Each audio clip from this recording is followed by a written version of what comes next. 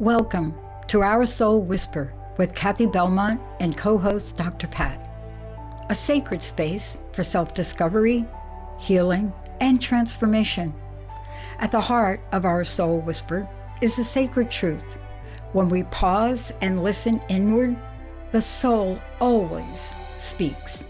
This show offers a safe, empowering space where those whispers are heard, honored, and lovingly guided into full expression. Each episode invites you to be curious about yourself and the reality you're in, while gently reminding you that you are exactly where you need to be. Let today's message settle in your heart. Maybe even journal about it. And if something resonates, peace, clarity, or insight, pass it along to someone whose soul might be calling for the same. Keep listening inward. Your soul knows the way. Our Soul Whisper starts now. Hey everybody, welcome. I'm Dr. Pat, and I take this amazing journey with the most incredible Cathi Belmont. And I just want to tell you a little bit. Our Soul Whisper is a show about self-discovery, empowerment, and inspired action. And today's episode, Cathi, is especially relevant. The in-between season, letting go of the old self. Now, so much has been written esoterically, talked about, but one of the things that we're not talking about so much is the pull of the new self now. And we are trying so hard to adjust to the pull without letting go of anything. And the reason I love this episode is I recently did a major move and I had to let go of so many things to receive.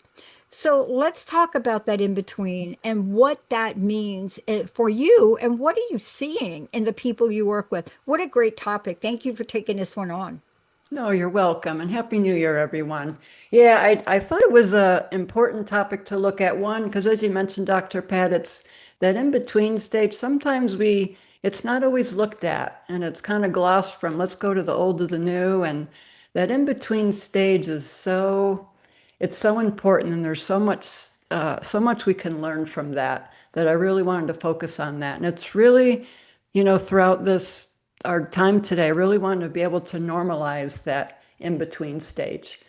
And so, when we're allowed to grieve or let go of who we used to be or what we used to hold on to, maybe beliefs or patterns, it's letting go of that and giving ourselves permission to do that.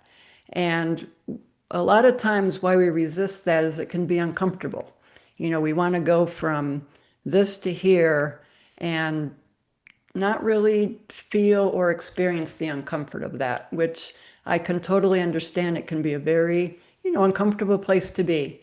And so it's really allowing ourselves that permission to feel that without that immediate need to fix it or to do something. Just allow yourselves to be there.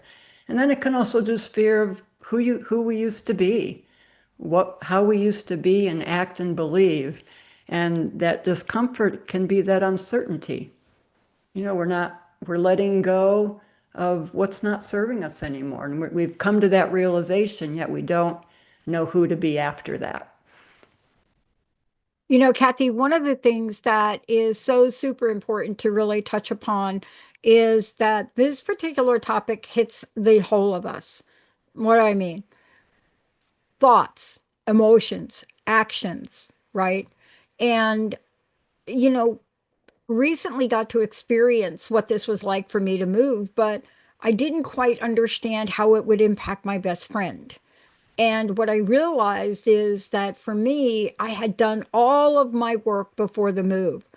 But emotions that we carry forward, tell me about the impact of those, the grieving, the loss, whatever that is.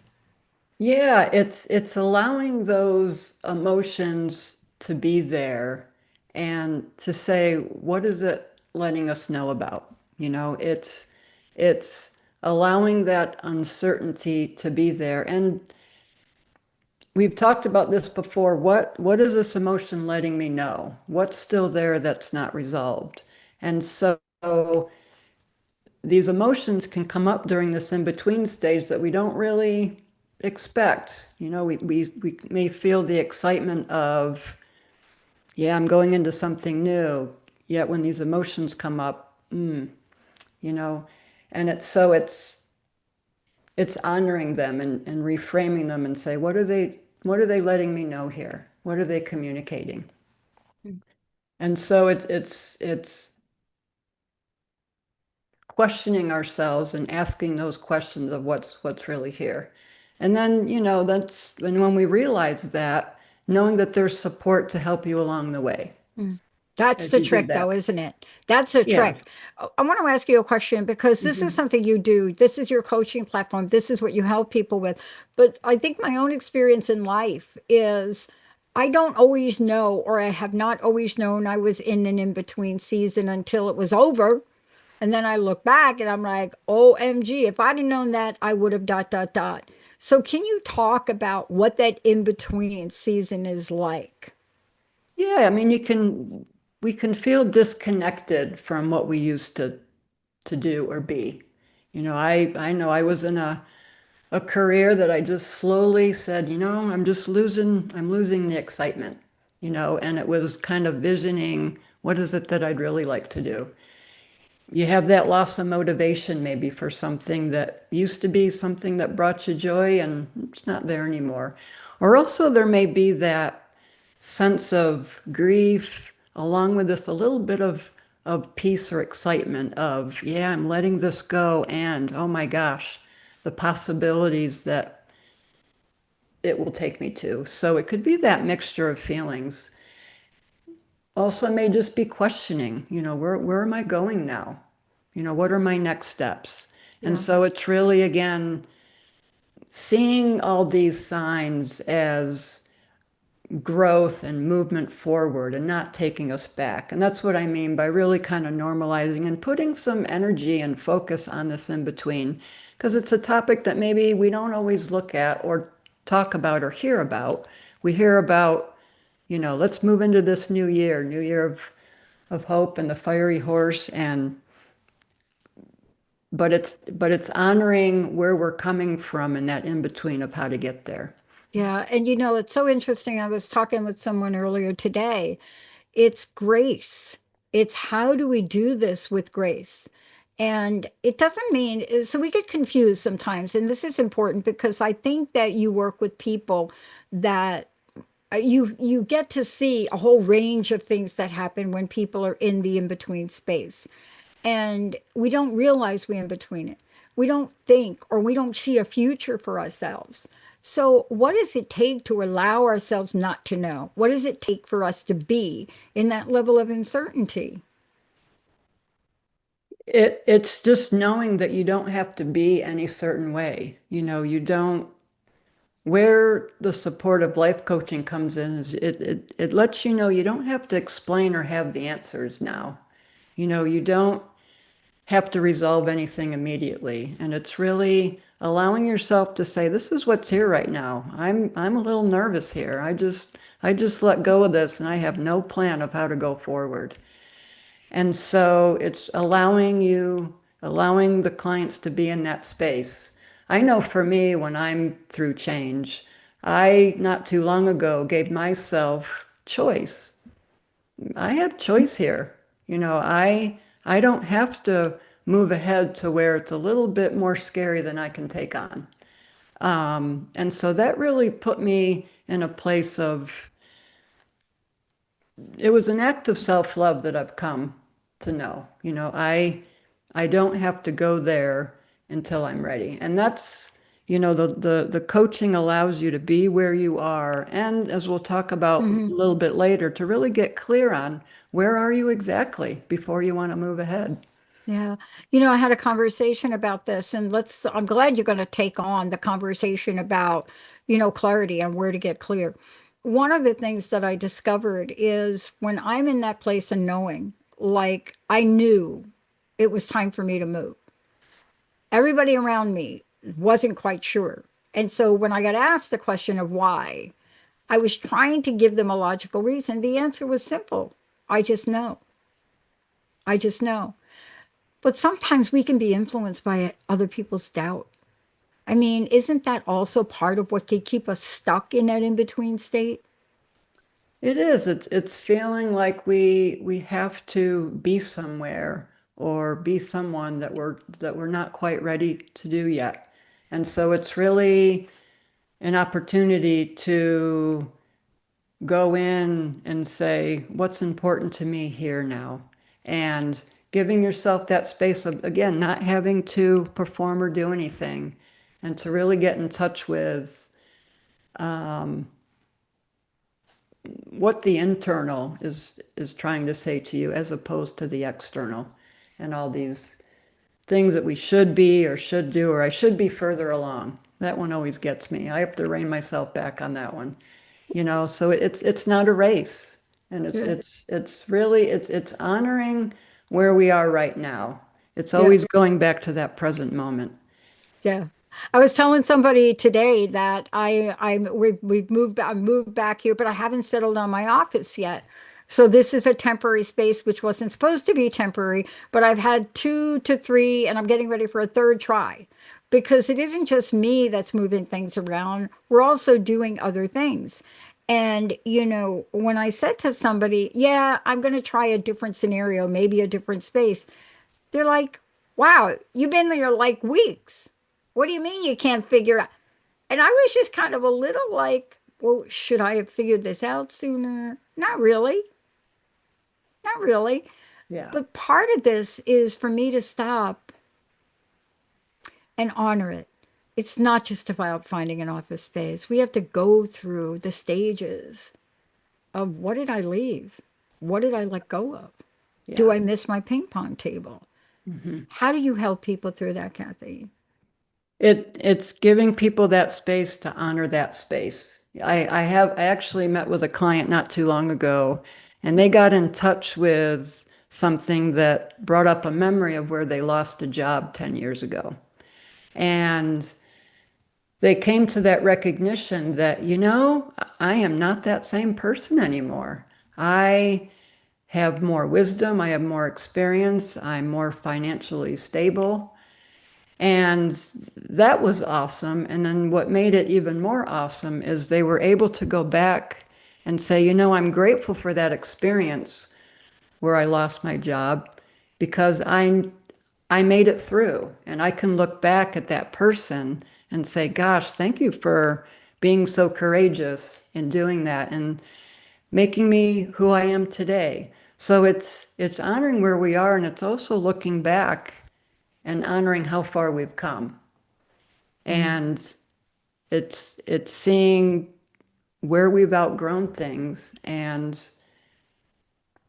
seeing how that can give us the strength to where we are now, and to honor what's ending and honor what supported us along the way.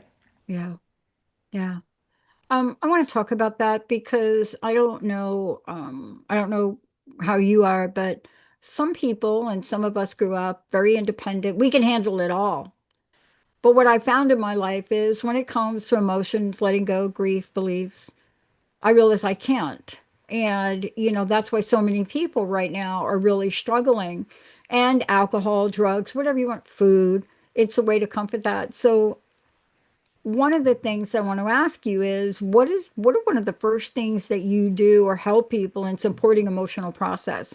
And what I mean by that is, there's a process and then there's a process.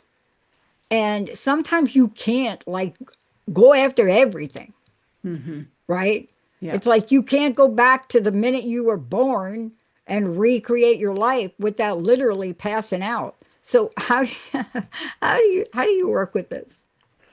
It's getting people in touch with their emotional awareness and what's going on. And it's creating awareness to know that you don't have to get stuck in the feeling. Like we're not our feelings. We can see them as energy. I think what helped me is to see them as waves just moving through us. We don't have to create a dam where we keep them inside. And it's really allowing to know that we're going to be okay and survive this strong feeling that's coming through. And we don't have to avoid it or intellectualize that or make them stronger than we are. And we really develop tools to help self-regulate yourself and to ground you. When you're in that emotional place, what will assist you most in that moment? Will it be to sit back and take a breath? Will it be to, oh, I'm going to whip out all those things that bring me joy, or those affirmations, or those words that I know lift me up? Or at work, I used to keep a list of all the compliments I would get. Hey, Cathi did a great job. Anything that brings you to a place of grounding. Could be going outside. That's where the client and I discover what for them works for them. And so that's what I mean by helping us through those. It's not having all the answers or being overwhelmed. What can help me in this moment? Again, going back to that power of the present and what's going to help us most in that moment in this stage of our lives. So, Cathi, along the way, and this is really, we've talked about this a lot. There's a lot on the news, and you can Google it. One of the themes that I picked up for myself this year is fresh start. And sometimes fresh start to people, when they see how excited I am about it, they don't realize that fresh start could be changing an entire life, right? And, the universe, I think, needs a little bit more information when you say, I'd like a fresh start, that you say, I'd like a fresh start with abundance, you got to finish the sentence. Because I got a fresh start one year and I was homeless. So I don't want that fresh start. So how do we connect with that inner wisdom? Because without it, boy, we can really, I'm telling you, our mind can really mess us up. Yeah, it's learning to go within. And I've found that in times of change, when I try to look to the external, I find that's not really helping. And it really helped guide me inside to trust my intuition again. When I went through a major life change, I I found that the only thing that brought me comfort, real comfort, was going inside. And again, learning to listen to myself because I lost myself and it was finding my way back. And so it's learning to trust yourself again, that knowing those messages, and having the courage to really ask yourself those deeper questions. You know, what's really important to me right now? And shifting from the external validation to the internal, and to really take on that belief of it's an inside out job. You know, if looking inside and seeing what's going on there, it's going to project outward, and that's what we're seeing. So it's not getting lost in the external, but really going inside to where we can really depend on what we want to see later. And it's strengthening this intuition during that uncertainty. Yeah. I want to touch upon this a little bit more with you because without that trust, we react. Without that trust, we do things. Without that trust, we rush. I made a decision to transport my car in the move. I also made a decision not to move all of my furniture. I left my furniture in storage. And to a lot of people on the outside, it was kind of like, you look like you're confused. No, I wasn't. But how do we prevent reacting or acting and making decisions that we're like, why in the world did I make that decision? What do we do about that? It's slowing down and really getting clear on, is this something that I'm aligned with, or is this something that I'm trying to avoid? And again, that goes back to asking ourselves those questions and really being in tune. And really taking that time, taking a few breaths to say, am I acting out of fear here because I don't think there's going to be enough? Or is this something that I know that my soul, the higher part of me is saying, move forward, we've got your back. And making those choices that honor where you are instead of that pressure of where you think you should be. And so again, it's slowing down and taking that pause, however that works for you. And that's again where we work, where I would ask a client, what would assist you most in slowing down? It could be taking a breath. It could be, I'm going to step up from my computer. I'm going to step away from the situation. I'm going to say a word.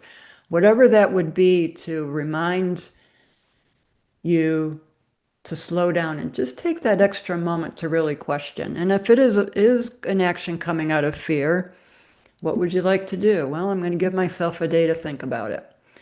It's you. You have that choice to create how you want to be. We can take that action out of fear, and then it can be like, you know what? I did that again, and I really don't like it.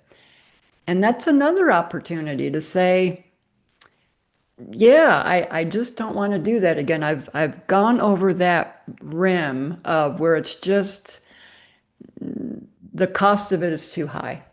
And I don't want to go there. So really seeing it as on both sides and not getting down on ourselves because we went there again.